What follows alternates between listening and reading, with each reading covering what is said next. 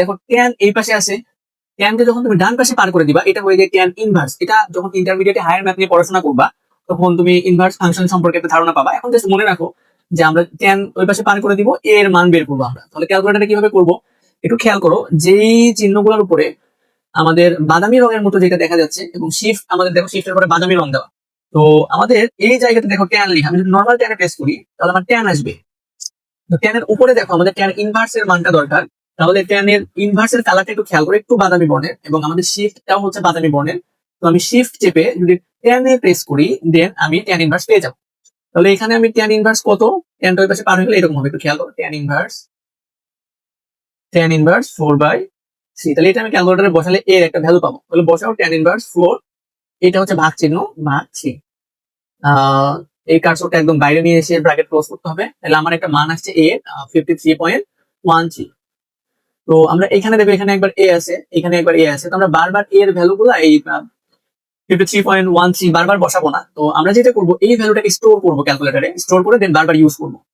আমরা এই ক্যালকুলেটরটা কেন ইউজ করতেছি, এখন নর্মালি এটাই অ্যাভেলেবল এবং এসএসসি লেভেল পর্যন্ত এইটাই ঠিক আছে।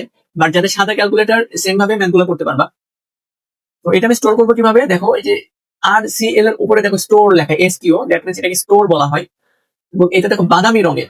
তাহলে আমি শিফটে চাপ দিব, দিয়ে এটাতে দিব RCL। তাহলে এটা আমার স্টোর হচ্ছে। এখন বলতেছি তুমি কার মধ্যে স্টোর করতে চাও, তো আমি এইটাতে, এই যে দেখো এইটাতে যেখানে কার্সর নোড আছে এইখানে আমি স্টোর করতে চাই, তাহলে আমি এইখানে একটা প্রেস করবো। আমাকে দেখাচ্ছে যে আমাদের যে অ্যান্সার সেটা এ ভেরিয়েবলের মধ্যে স্টোর হয়েছে। আচ্ছা এখন এটা ক্লোজ করে দাও। এ তুমি কোথায় পাবা, এই যে এ দেখো পিঙ্ক কালার দেখা যাচ্ছে। তো পিঙ্ক কালার আমরা পাই দেখো এই যে আলফা, আলফাটা পিঙ্ক কালারে লেখা। তুমি আলফা প্রেস করে যখন এখানে প্রেস করবো তখন আমার এ উঠবে এবং ইকুয়াল চাপো, দেখো আমাদের যে অ্যান্সারটা ছিল সেটা চলে আসছে। তাহলে আমরা এখন এই ভ্যালুটা এই জায়গায় একটু বসাই। দেখো কি আছে, √1